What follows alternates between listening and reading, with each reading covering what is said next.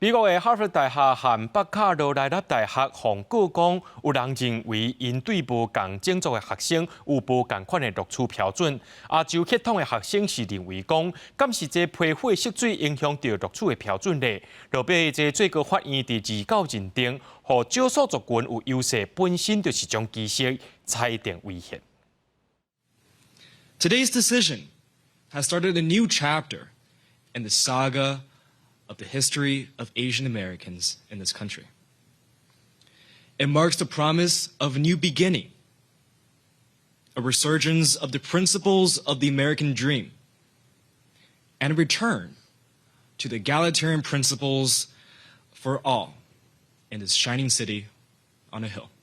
加州大学 Berkeley 分校3年的学生，即马21岁杨凯文 GPA 是比3.9个较悬 ，SAT 的成绩是1550分。边仔所有人拢认为讲，伊一定会入去哈佛大学。伊收到哈佛的拒绝批的时阵，真正足戆野，证书真久拢无法度平复，互伊怀疑互拒绝是毋是因为皮肤的色毋对？因为安尼，伊加入非营利组织学生公平入学。控告哈佛大学的宾权措施政策是违反1964年的民权法案第6章。哈佛针对无共背景的学生有无共的 SAT 分数的要求，A 的学生至少要1350分，但是非 A 和拉丁 A 只要1100分就会当录取。同款有宾权措施的北卡罗来纳大学嘛做伙控告。联邦最高法院的9个大法官29是以6票赞成、2票反对和6票赞成、3票反对的比数，裁定2校的录取政策是违反宪法第14修正案。首席大法官罗伯兹伫主要意见书写讲，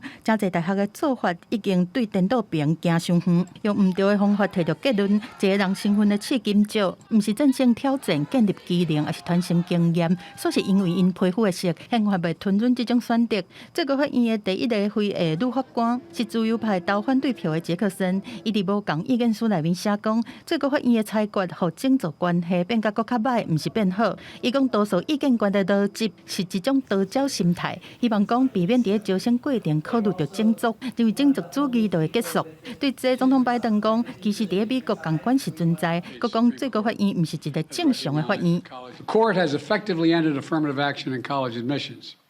and I strongly disagree with the court's decision. 1960年代民权运动正兴，针对少数族裔和弱势族群去读册做工课，推出一种平权措施，横看作是一种正积极要去分台有的政策。最高法院办2摆支持相关计划，上近的一摆是伫2016年，加州、佛罗里达、密西根等9个州拢禁止大学平权招生。人口真侪的加州伫禁止24档了后，2020年平权招生的公道，搁互多数否决。公司新闻王慧文编译。